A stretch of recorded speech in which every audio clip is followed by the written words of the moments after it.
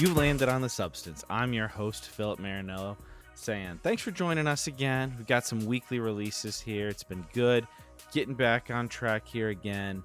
Not 100% sure how long we're going to be able to keep weekly releases up, but we've got a lot of really good stuff for you, and it's been excellent kind of getting it out to you guys. Here at The Substance, we are looking to have conversations that help us all better appreciate goodness, truth, and beauty. Previous guests include folks like Film Spotting's Josh Larson, Sarah Welch Larson, no relation, Tyler Huckabee, musician John Guerra, and multi-hyphenate artist Propaganda. This week, returning for her third time, is friend of the show, Abby Olcese. Abby is a writer and film critic. You can read her words over at The Pitch if you're in Kansas City, places like RogerEbert.com, Paste, Sojourners, and many more. But this week we are here finally. We have teased this book at least one of her previous appearances, but her book, Films for All Seasons, is finally out. It is a wonderful resource. It's great film writing, but it also looks at films to watch according to the liturgical calendar. That's the church year. So things like Christmas, Advent, Pentecost, Epiphany, All Saints Day and All Souls Day, things like that. It's a really wonderful guide, and this was an excellent conversation. It was great catching up with Abby. I see her occasionally at film screenings around town in Kansas City. Recently, she has gone super mega viral, maybe the last great viral tweet on Twitter for her Abraham Lincoln tweet. If you don't know what that is, take a look in the show notes, find her Twitter page. You may have even seen it and not realized it was her. It was quite a tweet, and who knows how long Twitter or X will be with us. So that was pretty impressive way to cap it off for Abby there. So without further ado, here's my conversation with Abby Olcese. Abby, it's great to have you back. What is this, number 3 for you? Yes, yeah, I think it is. I can't remember what the first show I was on for The was, but first one was Raging Bull. that's right. Okay, yeah, When yeah. we were talking off air beforehand, so that was the one where I saw that it was coming back in 4K. Criterion was recently released it.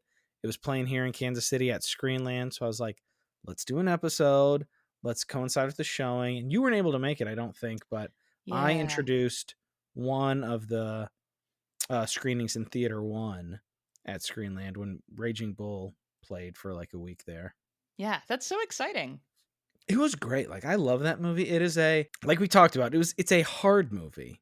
Mhm. It's not a pleasant movie, but it's a movie I've seen several times. It's like my favorite feel bad movie, but I get seeing that. it in the theater, 4K, giant screen, it was kind of like seeing it fresh all over again, and it was incredible. Yeah. Oh man, I'm so glad you had that experience. And then the last time you were here, so I want to talk about this right at the top. Yeah. Last time you were here, we had the incredible privilege of talking with John Carroll Lynch himself about Lucky. Yeah. Yeah, that part of that conversation, because Lucky is in my book, which we're gonna talk about. I got to mention to John Carroll Lynch that Lucky was one of the essays in my book, Films for All Seasons, and I remember he asked what season it was for, and I told him Lent, and he just laughed and he said Harry Dean would have been tickled to know that he made Lent, and that, like, my heart exploded. It felt like he had told me that my grandfather was proud of me, like that. It meant so much. So yeah, thank you for that experience. That was, I'm probably never going to forget that. That was wonderful. That was incredible to watch, and it was my pleasure. Like, I love with this show getting to like put people together when I'm able to. So that was like I couldn't have like I wasn't exactly trying for that, but that couldn't have turned out better. Yeah, that was a dream. And he emailed me his address, and have you heard from him? Because I know he said, hey, like have that girl send me her book. Yeah, I have sent it to him, but have not heard back yet. So we'll I see. can ask.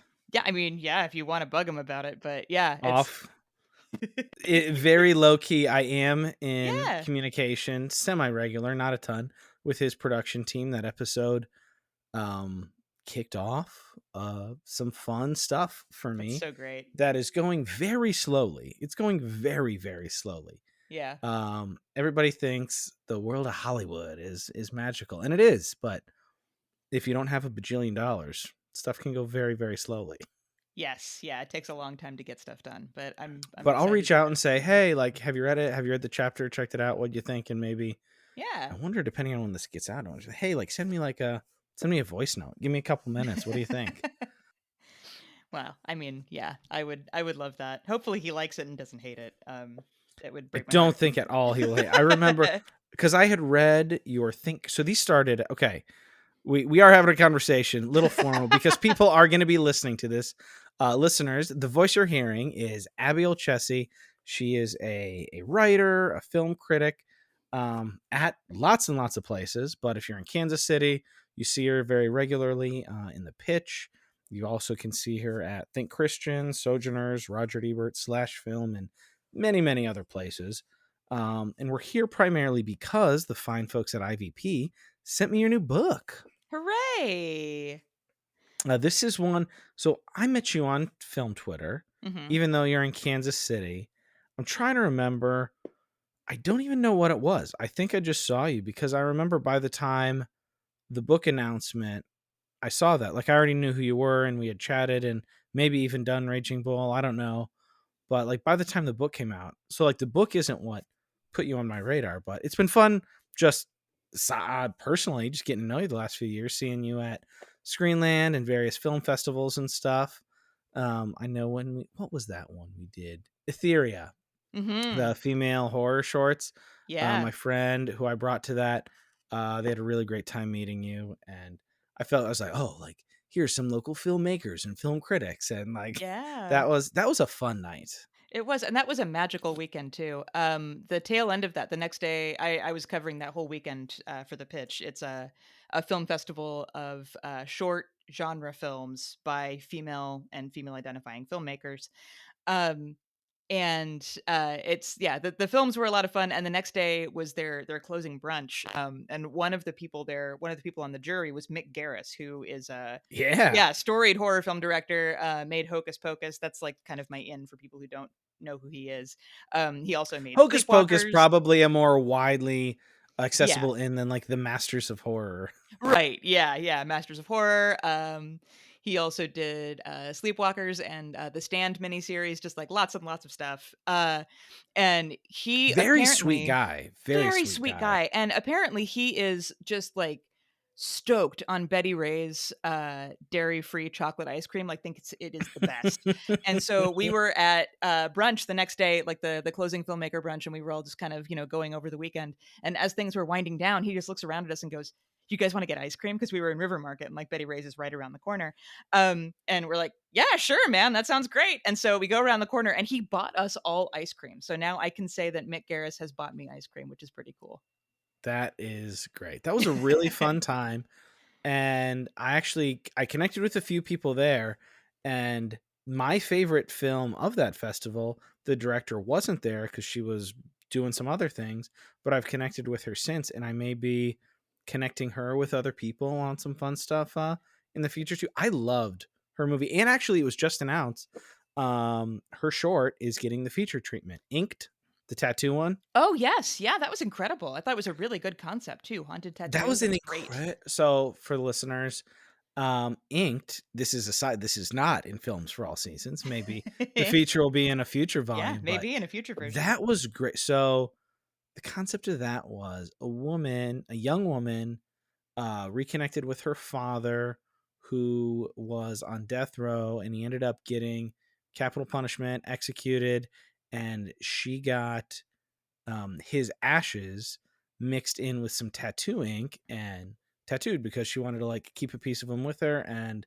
things got gnarly from there. But it was Mhm. super fun concept. Like it wasn't very long, but it was very effective. And Yeah. I several of them I'm like, man, I want to feature, but that one I was like, that needs to be like a real movie. Yeah. Yeah. And And there's so there's so much subtext to that too. I think it could in really a go some couple of interesting years, I think we're spots. getting that one. That's So so cool. Oh, I'm glad maybe to hear cover that. that one in a couple of years when that comes out. Yeah, yeah. Maybe a future Panic Fest entry. That seems Ooh, like it that would would be a be good fit great. for it. Um, but so your book, it was so Lucky, the original connection, Lucky. I remember reading your essays. Was that one of your first ones that you did for Think Christian? So Josh had you do Yeah. some of Um your articles for Think Christian, like movies to watch during fill in the blank, and that was kind of a yeah. series over there. It started during the pandemic because as you probably remember, a lot of churches were closed, and so people couldn't go to regular, like they were maybe watching services online like I was. Hmm. But in terms of actual communal experiences with other people, it was pretty limited. And so Josh had the bright idea to come up with lists of movies to watch during certain times of, like, for example, like Holy Week, Lent. I think Holy Week was actually the first article that I wrote. So that people could watch movies together with like friends or family and discuss them and kind of use that as the replacement for not being able to go and worship in person. And those articles ended up being really popular on the site. And so I kept getting assigned new ones and ended up eventually, I think the only ones that I didn't cover were All Saints Day and All Souls Day. And maybe Epiphany, and everything else got covered. And so Nice. yeah, around the time that I had been doing it for about a year, I just had the kind of thunderstruck realization that this was the outline for a book. Well, I remember reading, I was like, this is so fun. And I was like, Hmm. Josh often will have very good ideas. Josh Larson, Yes. host of Yeah. Film Spotting, past and future guest, friend of the show. I really love one of the things I love about Josh. I mean, I'm a big fan of Yeah. He's a wonderful so person. much of his work for so many years, but I really love how he is very good at identifying strengths or features that somebody is very good at and then kind of putting them in the position to Hmm. do that. So I mean, he kind of Yeah. gave you, like, you wrote those articles, like that was right up your alley. But then, man, not too long you're like, this is like a really good book pitch. Yeah, yeah, and actually we were talking about, the process behind that, and he's like, "I still have that email saved where I emailed you and asked if you wanted to do this article series," and I was like, "I still have the email saved where I emailed you and asked if I could do a book and if that was okay." Nice. So, and yeah, and Josh is, I know you've had Sarah Welch Larson on as a guest before. And so Josh had an in-person retreat in 2019, which is the only time we've ever gotten to do it. For regular Think Christian contributors, and it was me, Sarah That's Welch Larson, fun. yeah, and J.R. Forasteros and Joe George and Claude Atcho, who are all incredibly talented writers and thinkers. And since that time, we've all become really tight. Like I'm on a message group message with Sarah and Joe and Jr. And they were some of my biggest supporters during writing. I was constantly asking them like, "Is this a thing?" And then like they were helping me kind of work out the logistics of it. And when I go to True False, the documentary film festival in Columbia every year, Sarah is my roommate usually. She and her Nice. husband have come out the last couple of years, and last year they brought their dog. So yeah, it's kind of been the community that's kept on giving. Sarah's great. A little plug, I just saw that she's doing a revised edition of Becoming Alien Yeah. post Romulus. Very excited for that. Yeah, that's gonna be great. I know she's really excited about it. I don't think, I think it is just Romulus. I don't Yeah. think the games are gonna get in there, but I know she's played them. So that's, I'm yeah, her perspective on that. She's always the first person I text whenever there's a new Alien thing out. Yep, I always look for her. I can't wait for the new series. At first, I was like, eye roll, but then I saw it was Noah Hawley and it's going to be FX, and I was Yeah, like, okay, yeah, sure, why not? yeah. Like, Fargo rules. Like, give me some Alien. Why For not? sure. Yeah, I'm here for it. Yeah, Legion was really good. I think he can Yes, do it. If anybody can do it, it's him. So that's true. A little sidebar. So this is almost like a little substance patting ourselves on the back. This felt like a personal achievement, and not just me, but like throughout the years, editor Dave, Trevor, and all, looking at this book. It's a gorgeous book, and I was like, okay, Mhm. Abby, she's great. Josh Larson, like I have a little bit of a relationship with him. I Mhm. email him every now and then. I actually, I just got an email back from Adam. I have been entering for years. I just won Massacre Theater finally. Oh man, I won Massacre Theater in college. Josh was not the co-host Nice. then. It was Maddie Wow, Bowman, that was and pre-Josh. I know it was a long time ago. I still think of Josh as the new guy. That's how long I've been listening to That's Film funny. Spotting. Um, Well, I have been playing Massacre Theater for so long, and I do get lucky a lot and win stuff, but yeah. this is funny because I remember I was so mad, I don't know, sometime in the last 1 to 2 years. I forget what it was, but Adam and Josh like made a big thing. Like usually we have like hundreds to even more responses. This time we had like less than a dozen, and I was like, this is my This is your week. And I time. and I didn't win. But Oh, last week I won on a very obvious psycho scene. So like I'm wow. sure they had loads of entries, Yeah. but ended up winning on psycho. Well done you. Yeah, I think I won on Coal Miner's Daughter, and that was one with a low entry point. I would Um, imagine, yeah, that would so be yeah, they were like a handful of people, and I was one of them. very nice. So anyway, all that to say, you and Josh are on the front, and on the hmm back, Sarah Welch Larson and Tyler Huckabee, I also people I know. know It's yeah, through the it's the podcast. I was like, this theology, the church year, and like a high view of cinema. Like this is right down my alley, and I know like everybody involved in it's this. we did it for you, Phil. This felt very special. So I got you to sign it at the bookstore the other day. Next time I see Yeah. Josh, or I've never met Sarah or Tyler, but we do go to Nashville a lot, so maybe I'll just be There like, you "Hey go. Tyler, can you sign the back of my films Yeah. for all seasons?" Yeah, I I need got to his wife's new book. I haven't read it. yeah, it sounds really cool. Yeah, I'm hoping maybe I can get up to Nashville sometime and hang out with him and maybe see if we can do a book event together or something. That'd be really fun. Ooh, that would be cool. Yeah. Um, so where was I? Okay, your Think Christian film series. How did Josh connect you with IVP? Because his first book, Movies or Prayers, was with them. He did. I like my parents were they met as intervarsity staffers. So my knowledge of IVP had been around for Nice. basically my entire life. And so I knew when I was interested in writing that as a book that it would be a really good home for it because they have that connection to intervarsity ministries. And because of the discussion element of the book, it would be really good for college groups. So that was always kind of my first choice, and I knew that Josh had published with them, so he had an editor there that he could connect me with.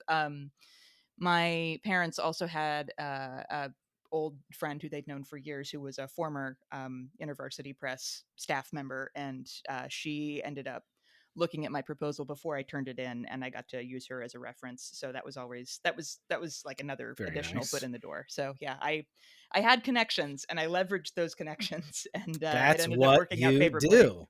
There Yeah. you go. Oh, but yeah, no, this is something that I've been looking forward to getting into my hands for quite some time, and Aw.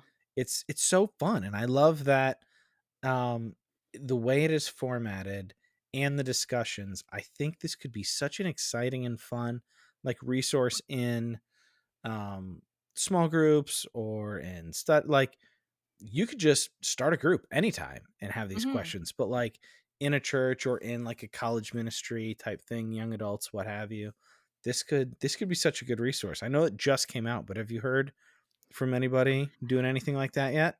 Yeah, I've had a couple of folks at my church say that they're planning on reading through the book with their family to watch and discuss stuff together. I've had a couple of people at work tell me that they want to do the same thing, which is really lovely. And there's always kind of a sense of hesitation when people say that because like especially when they're like, yeah, I want to watch it with my family. Like I some of the people who've told me that have adult kids, like that is fine, they're ready for R-rated movies, but like there are some movies in there that like there's something in there for everybody. Like you can probably There find is. So I yeah. definitely like, not to be glib, but it's interesting because you're like, you want to do a serious work that you are interested in, but hmm you also want to sell books. And it's interesting, like the spread of which one is it? Pentecost hmm has two very interesting choices. You have Pentecost is exclusively franchise movies, and you're like, it's oh, interesting. yeah, you're right, I hadn't thought Guardians about of the that, but you're right, Galaxy yeah. and Fast and Furious 6. Yeah, Pentecost. yeah. It's that was actually one of the chapters that, or maybe it was the chapter. Yeah, that was my sample chapter that I included with my proposal. And I thought if they're cool with this, they're probably going to be cool with literally anything else I do. Since Fast and Furious 6 is so out there. Like if I can make a theological case for watching this, Totally. then they get it. Well, and then you have And Epiphany with Shazam and Barbie, but then right. Christmas is Night of the Hunter and Children of Men. So, like, Yeah. you It's do a really have dark Christmas that I've programmed for you. famous So things. I know the Christmas one, I was like, man, we don't have our December lineup locked down, and we need to get more on track, more regular Advent is a releases for little shows. happier. It's the last entry in there for peace is a little bit bittersweet with Joy of Noel, but I had heard of that, but it had fallen off my radar.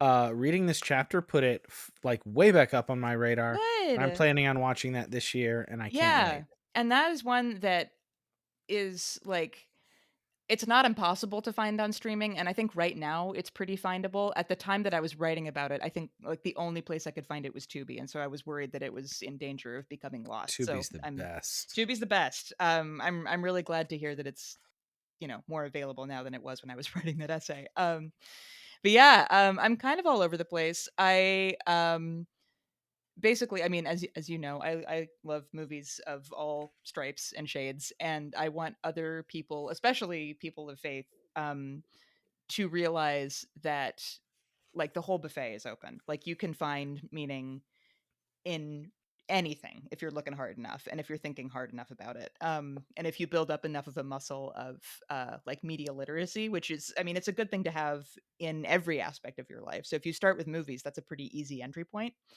um so does that mean I'm trying to backdoor you into thinking more seriously about, I don't know, politics and news and what you like, literature that you read in addition to watching movies? Maybe, I don't know. But That'd be nice. yeah, yeah, or even like scripture, like who's writing Well, I it? Who thought is that it that was for? kind of fun at the book signing that I went to. I'm dropping. What was the second one? Not the Lawrence one, but the Yeah, downtown one. Flagship Books in Kansas City, Kansas. Flagship. That was Yeah. great.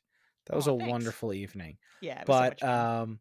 you were talking about your church background, your denominational experience, and Mhm.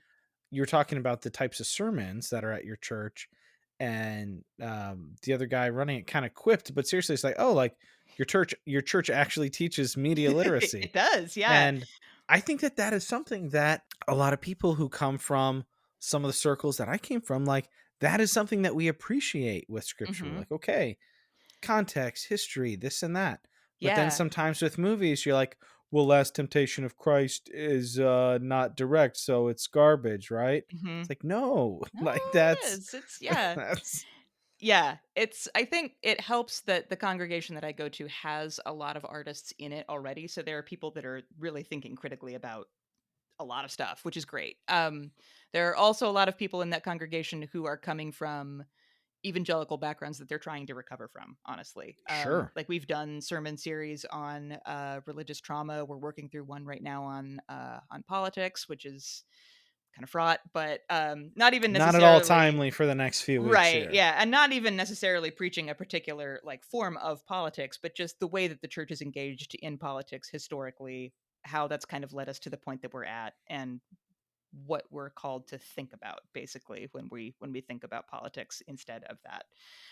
Which I was very grateful to hear. I feel like I was very fortunate in in that I was raised in a climate where I was allowed and encouraged to ask questions about stuff.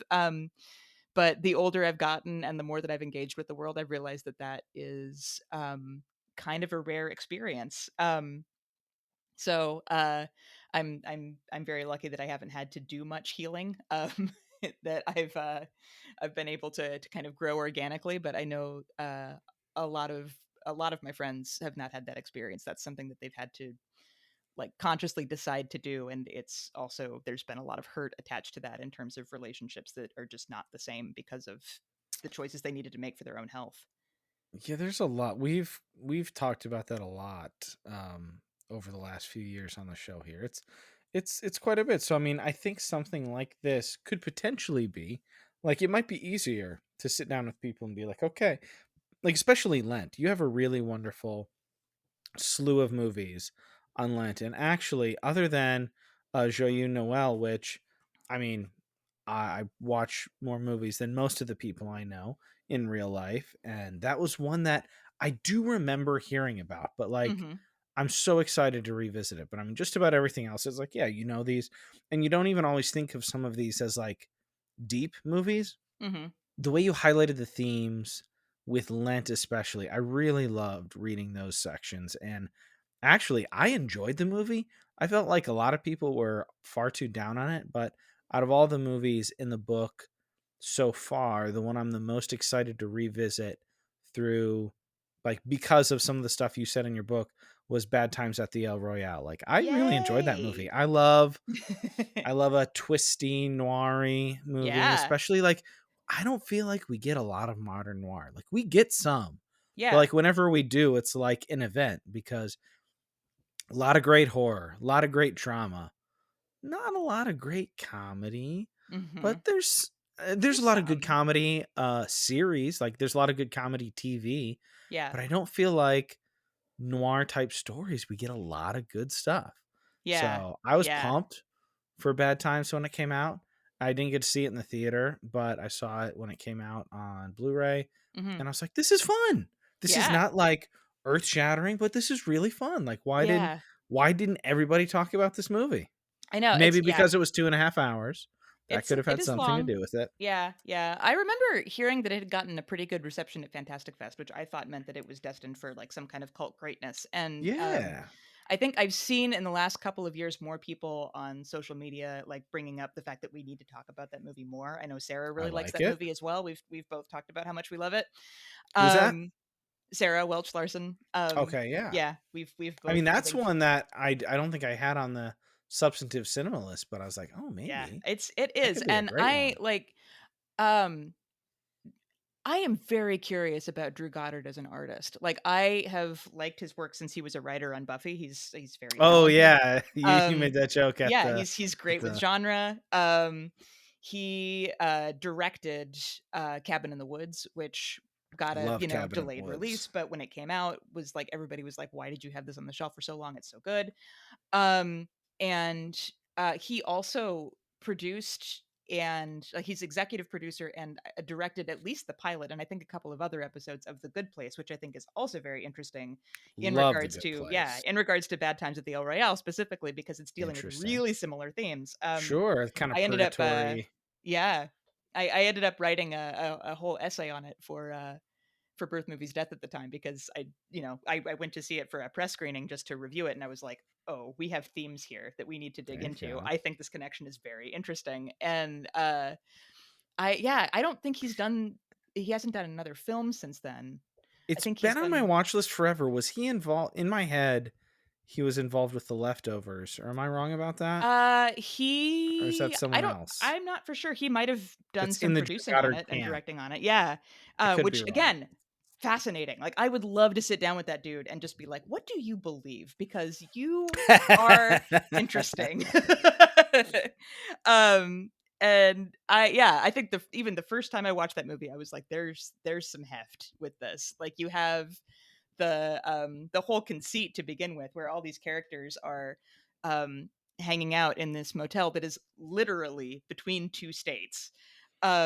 And so like that's already in your head and all of them come there with goals and kind of ulterior motives and ulterior even identities that get challenged and Yeah, like questioned. their past baggage is what brings them there Yeah. in a lot of ways, or like kind of broadly speaking, Yeah. you're like, oh, this person's here for a reason. Yeah. They're running away from something, they are going to something maybe nefarious. Like Yeah. there's usually some sort of fraught circumstance Yeah. And either behind or before people I'm not when for they're at sure the that El the Royale. metaphor works perfectly with every single character, but in general, the people who are able to get out of that situation, like the people who actually survive and are able to escape, are either fully repentant or um, were honest about who they were from the start.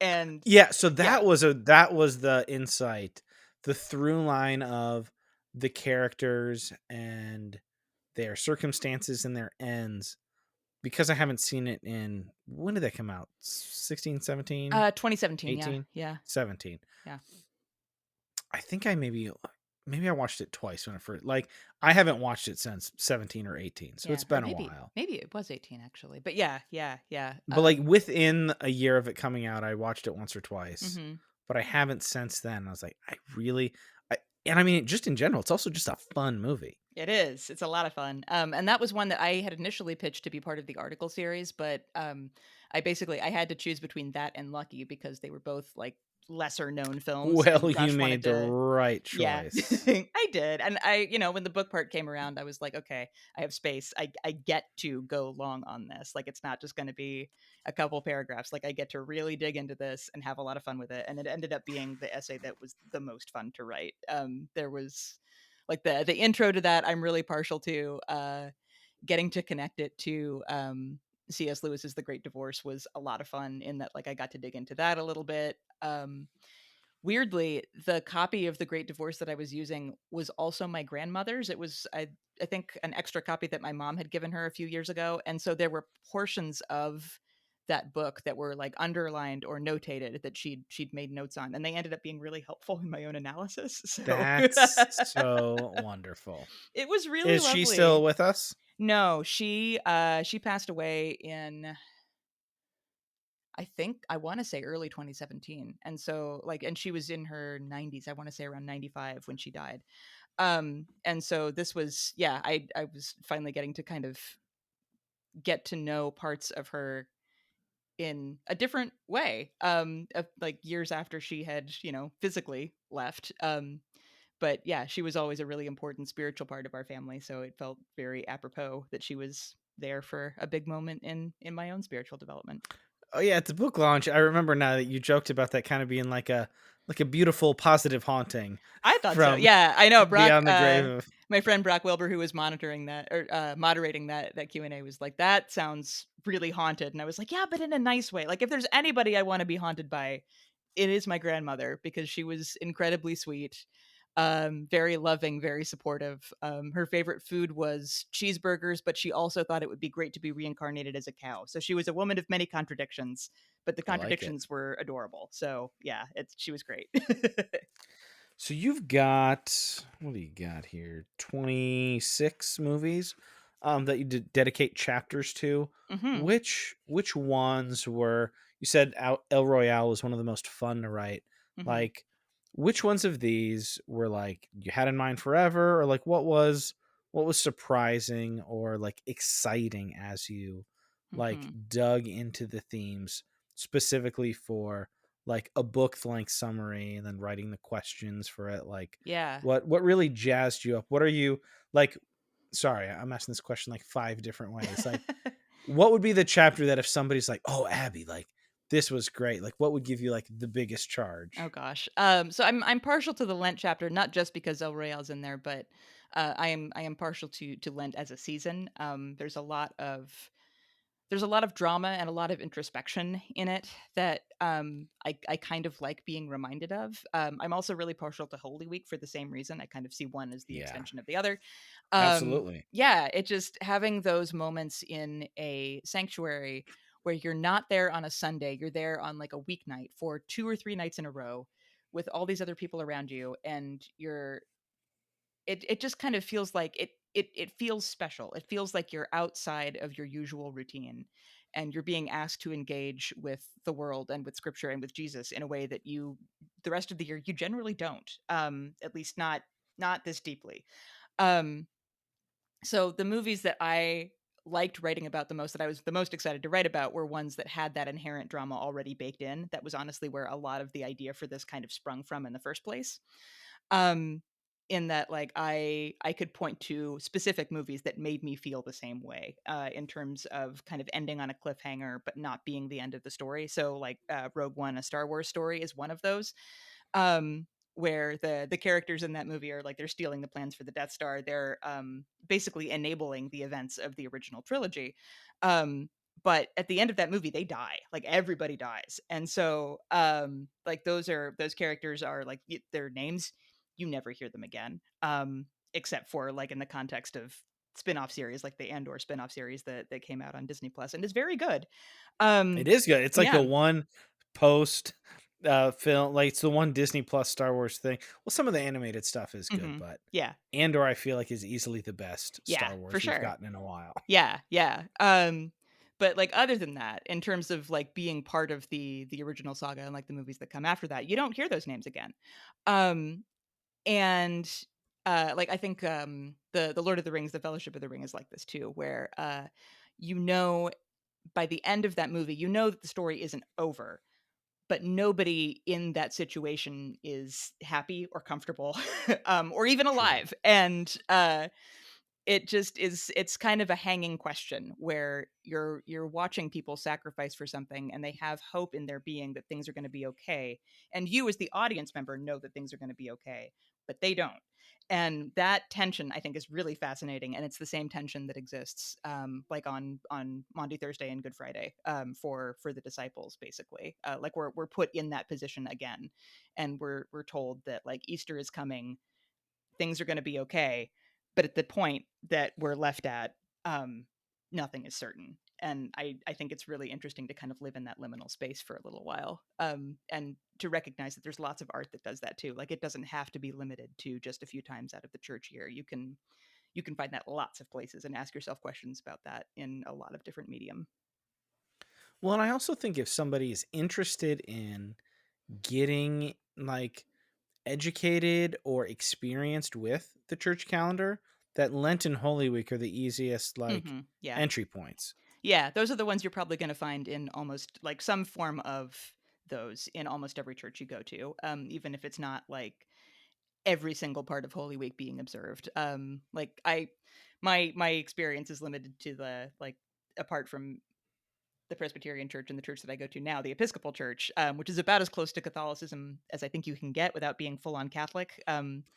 Yeah, the Lutheran Church, like the ELCA and Missouri Synod, I think are also pretty hardcore liturgical. But yeah, so like we do the whole thing. Maundy Thursday, Good Friday, Holy Saturday with like the Easter Vigil. So it's like that's about as full a complement as you can get. Um, and yeah, I know a lot of churches don't do Holy Saturday. A lot of churches don't even do Maundy Thursday. They just do Good Friday. I think my church only does Good Friday. Um, and but it very much depends on where you go, and everybody kind of observes it a little bit differently. But that's I think that's kind of the fun of checking out different churches and experimenting with different denominations, is kind of seeing which flavor works the best for you. Well, definitely, and we talked about some of the deconstruction and trauma and healing and reconstruction and all that. Like, I know that a lot of people like trying to connect to the wider like global historical church has helped, and a lot of that can be done through these traditions that have Hmm. been passed down because a lot of folks, like, I mean, I somehow got I feel like I got the best version of it, Hmm. but I know a lot of us were raised in pretty like tight evangelical bubbles, and you kind of think like this is all there is, but then you're like, oh, like Christianity's been around for a long time. Yeah. It's existed in a lot of global historical sociological contexts, and that there's a lot of tradition and benefit and good things to be gleaned from all over the place. Um, and actually going through this book, it was funny because so IVP and Lent, back, I don't know, was at this point maybe 2 or 3 years ago now, they had their little the little books, the little Esau McCulley book on Lent, the Oh yeah. short one. That was kind of my for real, like I knew about Lent. I Hmm. didn't know all about all the other stuff. Like, I mean, I knew Advent kind of sorta, but like Esau McCulley's book on Lent, we had him on the show. That was a wonderful Oh, that's great. conversation, but that really kind of kicked me off into kind of personally looking into that more. And now here you got 6 movies to watch during Lent and then a couple during Holy Week. And I was like, this would be really fun. And I mean, I don't know if we have time right now. Remind me off air to tell you the story of the first time I watched Annihilation. That was a Oh my black. I gosh. need to revisit that one. That was. I Yeah. love Alex Garland. Yeah, he's He's such a fascinating he dude. is wild. Yeah. I still need to see Civil War. Mhm. Got it on digital one of these nights. In my head, Civil War is like 3 hours, but it's Yeah. not. It's yeah. I think I think there was an internet rumor yeah, just to like stir up nonsense that it was 3 hours, and then that just kind of lodged in my yeah. head. I think that is a movie that's gonna age like a fine wine. I don't know that I don't know that I was ready to watch it now. Um, Sure, so, like, I think fraught times and very all. fraught, and I remember, like, I was kind of part of this discourse, like, when the trailers came out, a lot of people were like, We don't need "We don't this. need this," Yeah, and it wasn't even necessarily like, "We don't need this conversation," it was like, "I am anxious enough, I do not need this extra anxious thing about the thing that I am the most anxious about in my life at this moment." yeah, Um, for entertainment. Yeah, for entertainment purposes, and there are parts of it that I feel like I don't know, as it coming from the perspective of a white British man, I feel like there are some gaps, but sure. but I do think, like, as a movie, it's really well made, it's very tight, the writing and the characters are fascinating because it's Alex Garland, and he's really good at that. I think in, like, a couple of years, in, like, 5 or 10 years, people are gonna come back to this and declare it as, like, the masterpiece that it is, but I think, yeah, One of just my hot takes, fine wine might be a little far. One of my hot mhm. takes is that in 10 to 15 years, we're going to be like, men slapped and had a lot to say. Like, Interesting. Yeah, yeah, I yeah. feel like a lot of people had, from my opinion, kind of, and I mean, art is subjective, Mhm. but I feel like a lot of people brought their own baggage. Oh, A for lot of stuff sure. is going on in Yeah, society, but like I know I did. having all the negativity pointed at Alex Garland himself when Yeah, he just made, I was like, yeah. because I missed it in the theater again, very sadly. That sound design in a theater must have been incredible. It was But I honestly, I had something pretty close to a panic attack after that movie. It's really well made. There's all kinds of layers that you can unpack from it, much like Annihilation. I think as a woman to watch a movie made by a man saying, "Hey, isn't it hard to be a woman? Here's how hard it is to be a woman." that went that It's hard. really Here's nerve-wracking, and I was here's the like, yeah, depravity of talk about a thing like you don't need, it's that. yeah, yeah, yeah. Like, I appreciate that somebody was willing to go that hard on it, and that, like, that he seemed to really understand that, but, like, living the life Well, that I and that do like honestly, I only watched it the one time. I'm gonna watch it again at yeah, some I'm point, sure but maybe a second I can watch would still be hear the different, sound but design, like the little echo, the way he yeah, used that throughout the yeah. movie. That was so effective. Yeah, and I also just for what it's worth, I don't do well with home invasion horror. That's just a personal thing of mine that I really don't handle well, and so, like, the last third of that movie Yeah. is just like, no. It's like home invasion gone For like real, like, it on is a wild just level. oh, yeah, like home invasion a la David Lynch, where it's just like, Yeah. I don't want this. But I Yeah, also, yeah, like, I yeah. respect it, I appreciate it. I just am not sure if it's quite the thing for me, but if I revisit it, maybe I'll feel differently. Anyway, no, I Yeah. he's just fascinating, and I can't wait to see what 28 years later is gonna be. Yeah, yeah. I think he mentioned he's mostly going back to writing and not directing. Which is still like I still gonna be great. I'm really curious to see I'll how take that it. shakes out. Yeah, I'll take it. Absolutely. But oh, I wanted to go back because you were mentioning kind of the diversity of churches and that Mhm. so to go back to your thing about Pentecost, I that was something for me where I knew it as a term. I knew the verse that it refers to. I know the portion of Acts that it's about. But I'd never really heard it uh fully dissected in a way that made sense to me. Um other than it just being like the birthday of the church. Like, what movies do you watch to be about the birthday of the church? Um Sure. and in doing some research about that, I realized that there's some work to be done or some stuff to be discussed about the very diverse identity of the church, like what that means for the church to be an Yeah. international entity, to have all these different denominations and peoples within it, just across the world, and also what that means for individual church communities. Like, what is the diversity within your own congregation? Is it being respected? Are people being allowed to share the gifts that they have in the way that it makes sense for them to share them? Um, and so that was really helpful, because that opens up like a whole that's way You broader. picked two very big, broad, and Yeah, like unconventional in my mind for this type of found family movies. There's a lot yeah. of found family movies, but also I think that can bring a lot of people in because Hmm. Guardians of the Galaxy grossed like, and Fast and the Furious. Those are Yeah. Fast and the Furious, because there's so many. That might be like the highest grossing. I mean, maybe not. Star Wars Yeah. might still have it, Yeah, or the and I know Marvel Avengers, but has like a like bajillion movies by this point. But yeah, it becomes those like what. everybody knows those movies. Yeah, yeah, yeah. And what is a good movie about found family? It's a movie where you have a team that you put together, and that team can be disparate people that come together to serve a singular purpose. And so that's most superhero movies.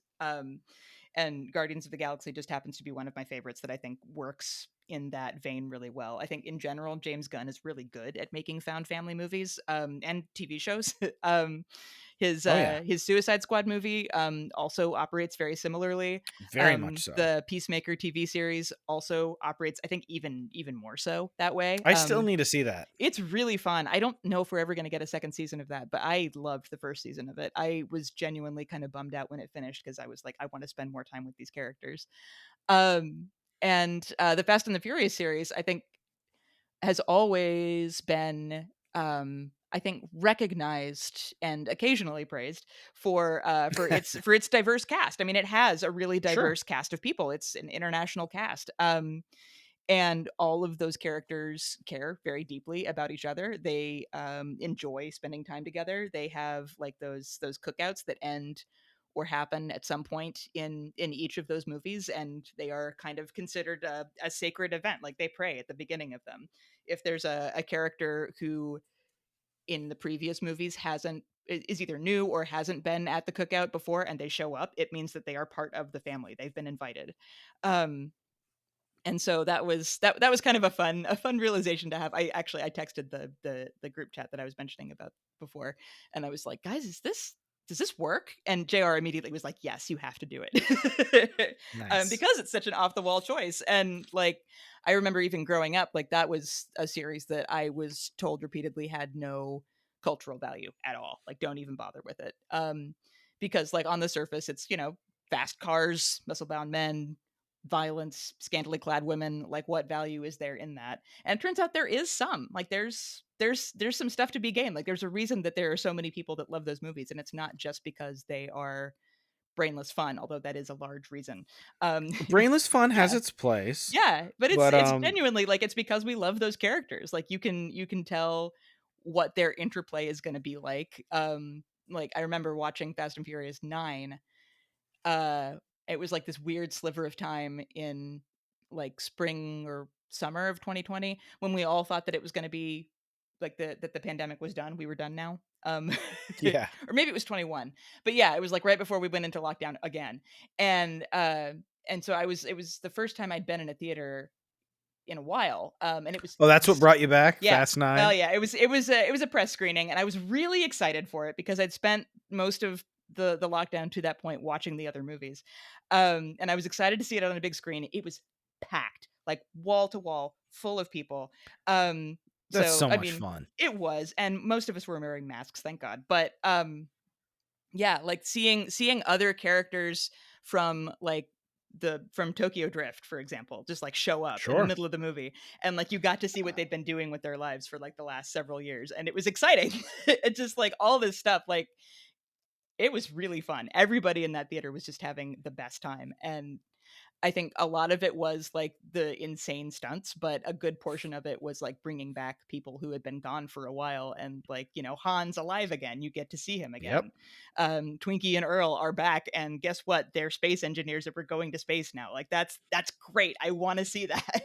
The other one I wanted to mention here. So I thought the Guardians and Fast and the Furious picks were good, but the one that kind of surprised me at just how good it was one of your epiphany picks was Hmm. Barbie. Yeah. And like as soon as I'd like really mulled that over, I was like, oh man, like that is kind of perfect. Like the arc of that in several ways. I was like, we might even cover, I think we haven't covered Barbie yet on Hmm. our show. We were hoping to do that this summer, kind of like around the 1 year anniversary, but I was like, maybe during Epiphany, we kind of Yeah. like look at Abby's chapter because I was like, man, thematically, that's like a gimme. Yeah, it's like perfect. Yeah. And that was in kind of my second round of it was during my revisions round basically. Like I turned in the book at that point and had gotten feedback, and my editors wanted me to expand the Christmas and Epiphany chapters and make them separate. Which they were right to do so. I'm glad that they asked me to do that. But yeah, at the time I was just kind of racking my brain and thinking, well, what works as an Epiphany movie?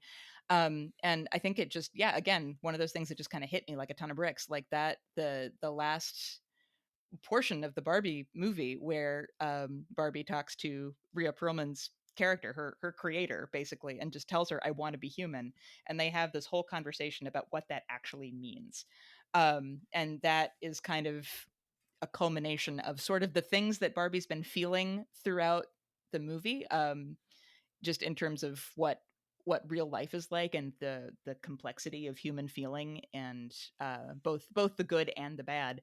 Um, and part of what's so moving about that part of the movie, I remember the first time I saw it in the theater, I cried. Oh yeah. Yeah, is that I cried both times I saw it in the yeah, theater. it's beautiful. And I think part of the reason that it's so beautiful is that uh the movie, like Greta Gerwig and Noah Baumbach, and I guess Margot Robbie too, by extension, um, find so much to love about being a person, and about being a woman as well, despite all of the the difficult standards that are placed on us, the expectations that we just feel like we can't ever meet, um, and like the limiting roles and uh, available identities, I guess, for both men and women, in speaking in like a straight cisgendered sense.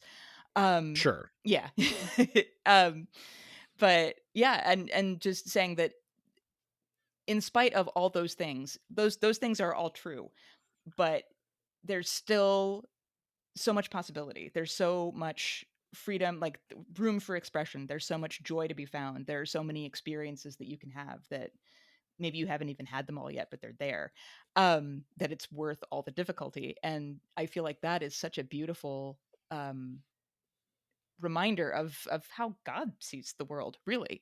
How God finds us worth saving and worth loving and worth sending his son to be among, in spite of all of the times that we mess up, and all of the expectations that we place on ourselves. I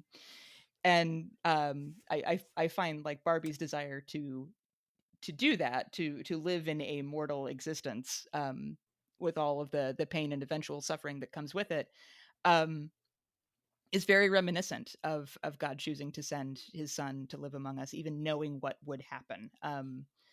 Both the crucifixion and also just the difficulty of what it means to be both fully God and fully man. That all of that was true. Um, that's a beautiful gift. And I think it's something that we think of like conceptually, and like we read about it repeatedly in the Gospels, but we don't always necessarily think of what the weight of that means. And so for me, that was a good kind of emotional exploration of really of what that means, what that feels like. I was blown away with the movie because as soon as it was announced and I saw everybody involved, I was like, yeah, Yeah, for sure. I Yeah. bet that's gonna Yeah. be fun and be something that I couldn't have possibly imagined before I saw it. And I Yeah. was right about that. Yeah. And I really hope that some people somewhere in decision making capacities take away some of the right things. Mhm. Like I'm sure we're gonna probably get an onslaught of, but somehow we haven't yet. It's been more than a year, and we don't have like the Allen movie that stinks. So that's good. Yeah. I Um, know the Polly Pocket movie was in the works and then got scrapped because Lena Dunham didn't feel like she could do what she wanted with it. I feel like they maybe didn't learn all the lessons they needed to. But I've heard the Hot no, Wheels because movie then they also in greenlit like development. three But or four like yeah. toy based movies, and Right. I was like, Yeah. one or two of these sound kind of interesting Yeah. with the creative teams attached, but also this is not, Yeah. I imagine, what the best lessons to learn from Right. this And I movie. think for a lot of us, the lesson was like if you let uh, creative, intelligent, and just emotionally sensitive people make a movie their way, just trust them to do their jobs. You can end up with some real magic, and I don't think that was the lesson they learned at all. What they learned instead That's was always should be it's the lesson. They're it like, should, "Wow, and instead how it do was these TV shows and movies that yeah, become, like, cultural landmarks, yeah, how do they become what they like, I just watched the, David Chase Sopranos documentary, and, like, yeah, yeah, HBO just let him do its thing, or, like, yeah, you watch all these documentaries about all these movies and shows that are, like, cultural, like, behemoths, hmm and they like, we just talked about The Good Place. yeah, Nobody would have ever, but they're like, "Well, Mike Schur has had 3 hit yeah. shows, Has a literally proven do track whatever record you of doing want." good stuff. He can do And this. then literally, like, hilarious and complex hmm and touching and like, it got tens of millions of people interested in moral philosophy Yeah, because of, like, a 22-minute sitcom, like, nobody could have programmed that, so right. Exactly. It's yeah, soapbox, let creative, yeah, intelligent, passionate people yeah, do their thing. yeah, yeah, yeah, yeah. So I don't know. I feel like that's the lesson that's never gonna get it's never gonna get through because somebody who doesn't have a creative background is always gonna want to take credit for a thing that they didn't actually have anything to do with. But that's just my That own. is the way of things. So, you've got, we said, like, 20, 25, 26 movies in here. Yeah. What would, if there was a volume 2, and whether it was other Hmm. items on the church calendar, or maybe even just like a, hey, pick these themes and just do another one, like, what would be Yeah. some things that you would be interested in including, or maybe ones that you had good pitches and angles for, but you're like, I only have so much space? Yeah. Um a lot of those I think ended up in the appendix. I think of the shorter ones I would Which, thank you for including, because yeah, that was one yeah. of the first things I did. I went to the That was back and I a was that like, was an editor is choice there a as well. list? So yeah, they're smart, those people at IVP. They know how Well, to I do will books. tell you, one of these, at one of your Advent picks, I haven't recorded yet, hmm but one of your Advent picks, I have locked in with a very exciting, that I'll tell you off air, a very Oh, exciting guest. that's exciting. Um, we're going to be recording in a couple weeks. That's so great. Yeah, I think of those what I would want to write about more is probably First Reformed. That's something that has a Love lot of First Reformed. yeah. Yeah, it's go figure a Paul Schrader movie might have a lot of depth to it. Oh, I still haven't seen the second Lego movie, actually. I loved Yeah. the first one in Batman. Ninjago was fun enough, but I Yeah. still haven't seen the second one. The second one is really great. That um was even a kind of a profound experience watching it in the theater because that was for a press screening. And when the moment that I mentioned in there, the lesson that not everything is awesome, when that hit, I Brock Wilbur, who was at the flagship event, was sitting there with me, and we both just looked at each other and went, "Oh my god, this happened." And it ends up being like kind of a perfect baby version of not baby, but like child friendly version of like Sure. that sense that I was telling you before. Like we know things are going to be okay, but in that moment, it really doesn't feel like they're gonna. So it's such a really interesting moment of tension that is so well calibrated for a younger audience with a really helpful takeaway lesson, which is that like sometimes stuff sucks, and that doesn't Yep. mean that you get to completely give up and throw in the towel. It means that you pull together with your community and the people that you're close with, and you make it work sometimes. But yeah, that was a really fun one. What else? I've been thinking a lot about uh spiritual horror movies, like actual Oh, yeah, like yeah. horror movies about church. And one that has gotten a lot of like kind of cool reappraisal in recent years that I watched sometime in the last year, is Exorcist 3, which Yes. yeah, incredible movie. I almost Written watched that this weekend. I yeah, need to watch that ASAP. and it gets I mean it gets a lot of very due attention for like maybe one of the greatest jump scares of all time, but uh there's so much else in that movie that's really interesting, and I think I mean a lot of it comes from the fact that it was written and directed by William Peter Blatty, who's a lifelong Catholic. And a really interesting and tender moment that takes place in like it's a dream that Lieutenant Kinderman is having, the George C. Scott character, but it basically it takes place in the afterlife, and he meets a child that he knew who was killed, and they just have like a very short conversation, and the kid's like, "I'm sorry that I died," and Kinderman's like, "I'm sorry too," and it just is like this really tender interaction of just I don't know, being able to be honest and loving and frank with somebody who you miss and are sorry that something bad happened to. But anyway, that's I'm not sure where I would fit that. Maybe in Lent. There's a lot of movies that are appropriate for Lent, but Sure. that's it's one that I've Well, been thinking about Exorcist a lot. 3 streaming everywhere this month. Yeah, great. I'm Hoopla, so Canopy, excited. Tubi, Shutter. I'm gonna Yeah, watch it go. on Yeah, Shutter because there's it's no yeah, commercials. yeah. It's not really for the I faint love of heart, but Tubi, but it's great. Yeah. Go go watch Exorcist 3 if you're feeling hale and hearty and ready for some good scares. But and I'll yeah, also say there's thank you. I haven't asked anybody this in a while, but one of my and maybe I even asked you this the first time you came on. I don't think I did, but I was in the habit for a while of asking anybody who came on to talk movies about their Matrix 4 thoughts just because I thought it was the greatest thing in the world and wanted to talk to everybody about it. So I yeah, and really it's in my appreciated your appendix. Yeah. Matrix Resurrection shout in the appendix. Yeah, it's I really liked Resurrections. It's such a Gosh, it's yeah. good. I could talk about it for a long time. There's so much thematically interesting going on in there. And yeah, a lot of conversation about art and artist, but also, like with the first Matrix movie, a lot of philosophy, a lot of That's one of theology my too tied in favorite. there. Who did we have? We had a we had a pastor on who we've had for a few.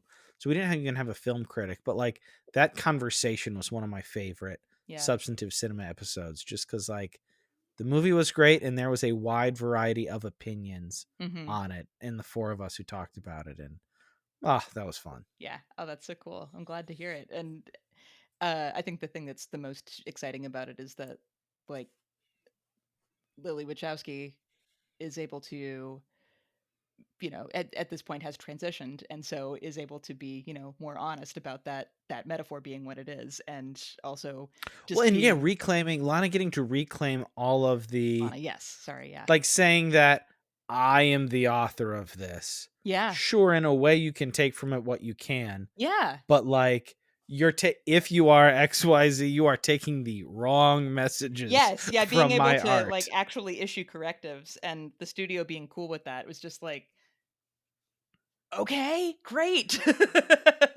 And the I won't say pacifist, but like the non-violent messiah was very cool to Yes, see. yeah, yeah. I I like loved that. People were like, "Oh, the fighting sucks." And I was like, yeah. "That's part of it." Mhm. That you think that the people who made the Matrix movies Yeah. just forgot how to make fight scenes? Yeah, That's no. part of Yeah. it.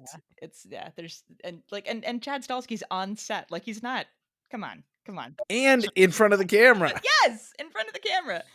Um That was so good. A yeah. lot of layers. Like that honestly, not I always joke and say it's a Christmas movie because I watch it every year Yeah. in December now. Well, yeah, it came in Um, December, so yeah.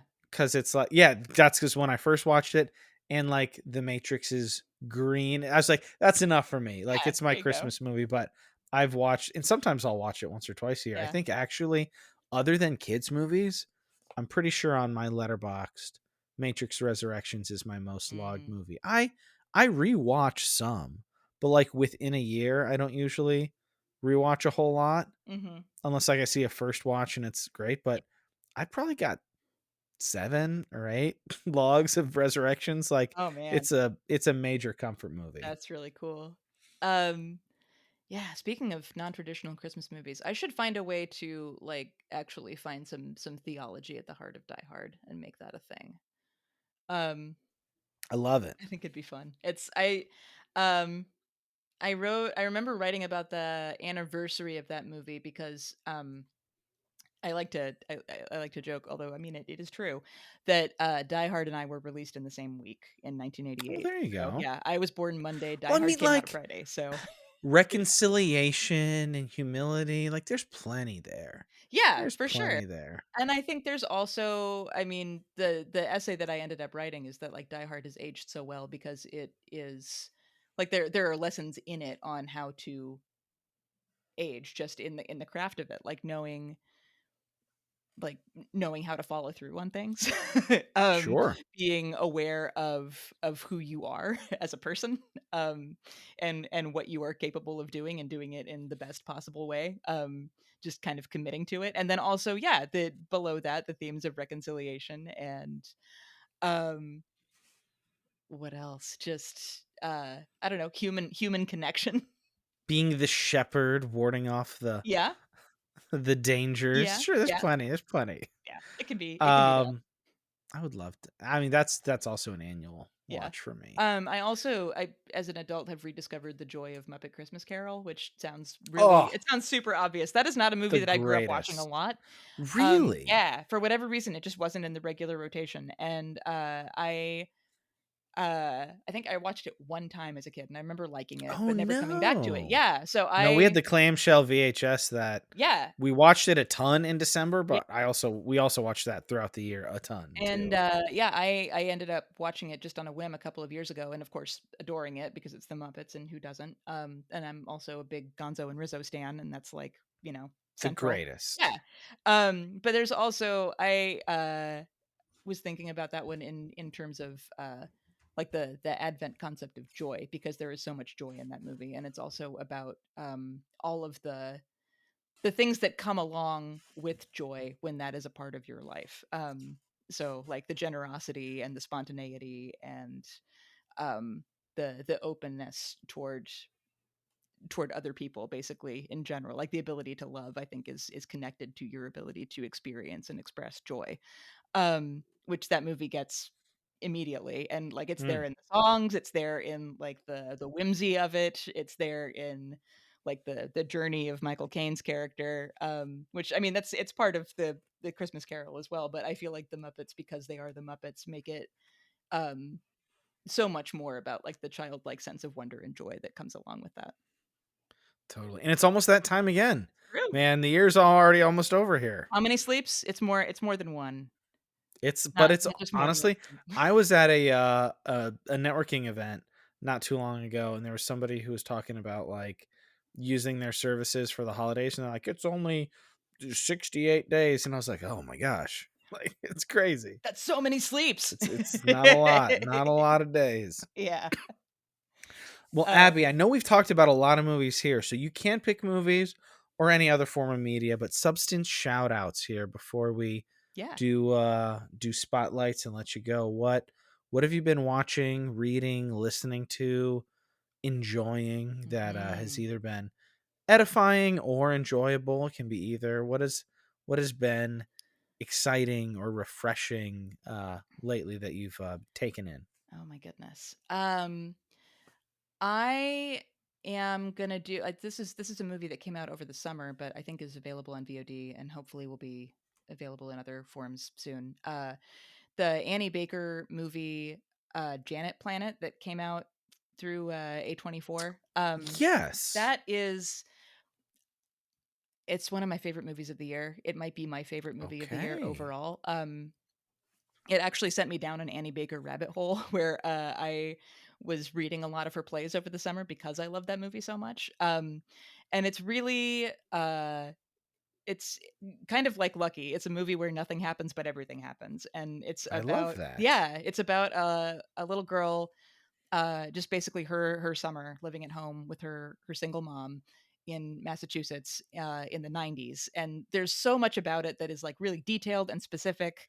I think Annie Baker is a little bit older than me, but not that much. And so a lot of our kind of cultural touchstones and like activities and stuff are pretty close. So like you watch the girl, like you see her dollhouse and all the little mismatched dolls she has, and you see her like playing with Fimo clay and just kind of wandering around the woods. And like having grown up in kind of a rural area myself, like a lot of that just hit right home for me. But also just the honesty of her relationship with her mom and her mom's um kind of difficulty and dissatisfaction with her own life, not in like a major way, but like in a way that like you kind of notice at the age that the girl character is at in that movie, where she's like 11 or 12 and she's starting to kind of realize that she may not like every part of her mom the way that she once loved her so deeply.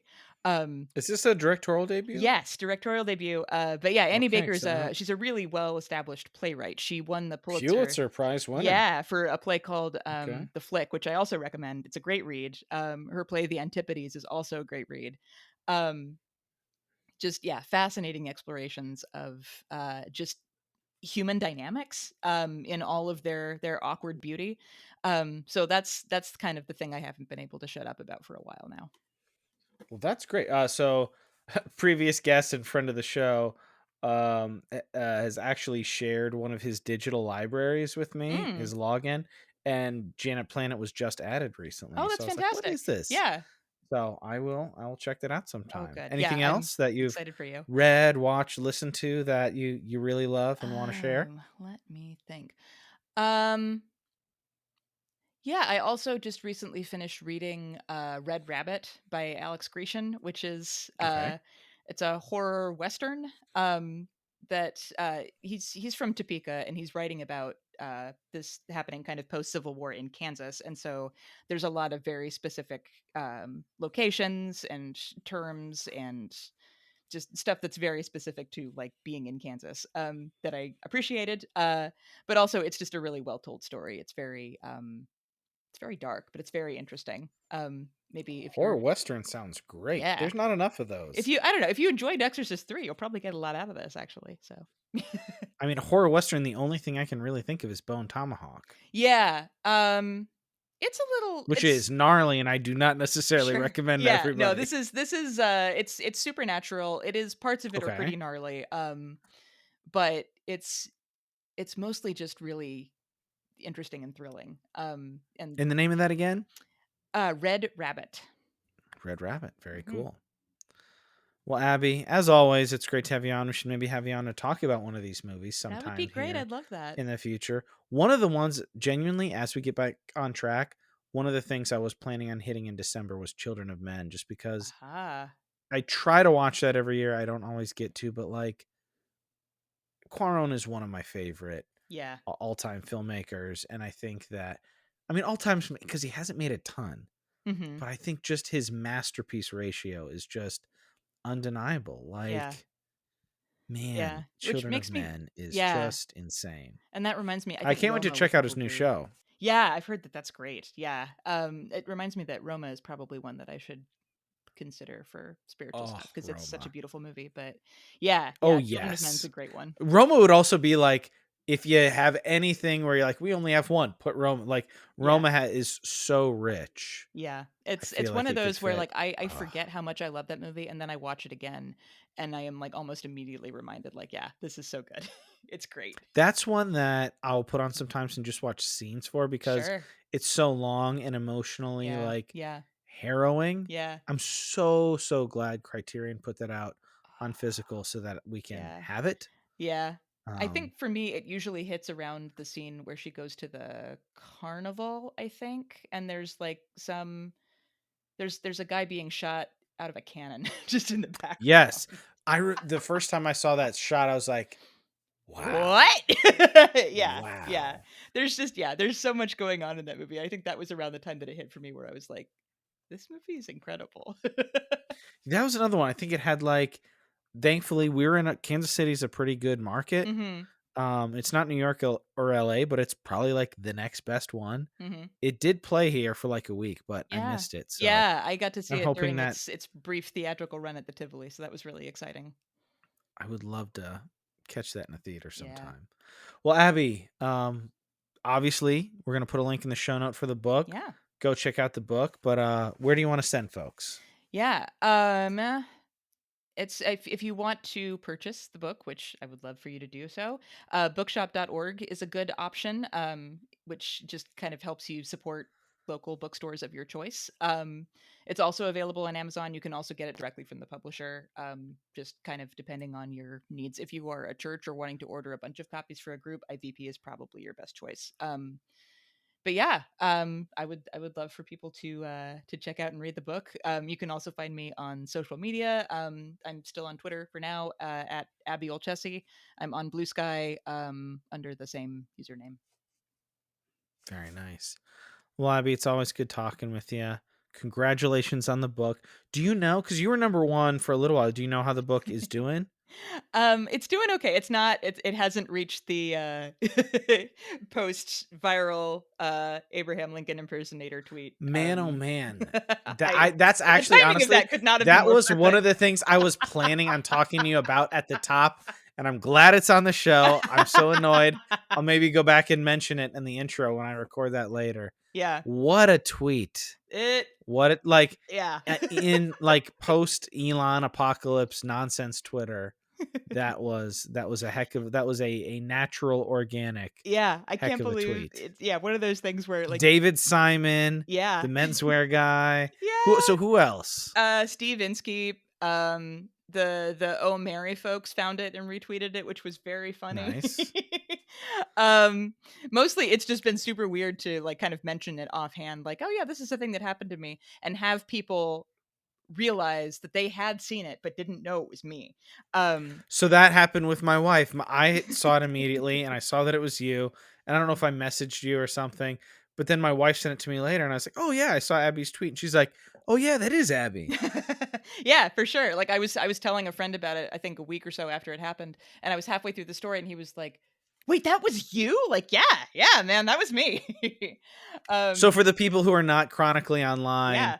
and listening, you want to briefly tell that story here on the Yeah. way out? I was flying home from a friend's wedding in Washington D.C. and I was at the airport bar and looked over, and 2 seats down from me was an Abraham Lincoln impersonator in costume. Had the beard, had the suit, everything but the hat, which was in a box sitting next to him. And he was just sitting there charging his iPad as Abraham Lincoln does, and like you do, and he was looking at the TV and kind of shaking his head at something, and I was like, "What is he watching?" And I looked over, and it was MSNBC coverage of the attempted Trump assassination, which at that point had happened, like I think the day before, and this was the one that happened at Mar-a-Lago, and I just thought it does not get any weirder than this. And so I just like lifted my phone up and snapped a quick photo, gave a little bit of context, and posted it. And within seconds, like literally, I think within like 5 minutes, it had gone like viral. I was checking it in the line to get to get on the plane. By the time I got off the You have plane, 7,000 notifications. seriously, yeah. By the time I got off the plane, I think like 4 million people had seen it. By the end of that week, 13 million people had seen it. It just kept getting shared by insane people.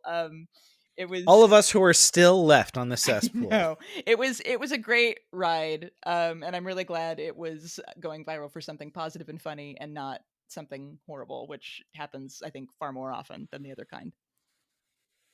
Well, I'm really glad that I had that written down, Yeah, and I I'm glad we got to totally talk about it. Abraham Lincoln tweet. That Oh was yeah, very special. Like yeah. that might be, depending on how things go, like the last great viral tweet on the platform. Oh my god. Don't You say might have the that. last great viral tweet. That's such a responsibility. Oh my gosh. We'll see. We'll see if that happens. Well, Abby, thanks again for coming, and I'm sure we'll have you back here soon. Yeah, thank you so much, Phil. This was great. So that was me and Abby talking films for all seasons. Always wonderful having Abby on. I'm sure we'll have her back for a substantive cinema soon. But go check out her book in the show notes. You got the bookshop.org link so you can support some local stores, or you can get it directly from our friends at IVP. If you had any thoughts on the episode today that you want to share with us, you can send us an email, or you could even email us a voice note to thesubstancepod@gmail.com, and we will read them and maybe engage with those on the show. The most important way you can help the show, if it's something you like or value, is to share it with others. Text the show to your friends, share it on whatever social media platform you're still on.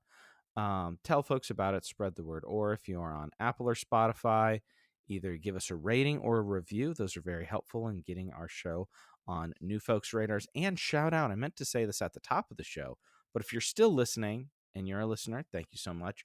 We've been getting a little traction. I know we get a lot of listeners, obviously a ton in the US and some in Canada and the UK, but we've gotten a nice little bump in Japan recently. So I don't know if that was propaganda or what. Maybe John Guerra recently.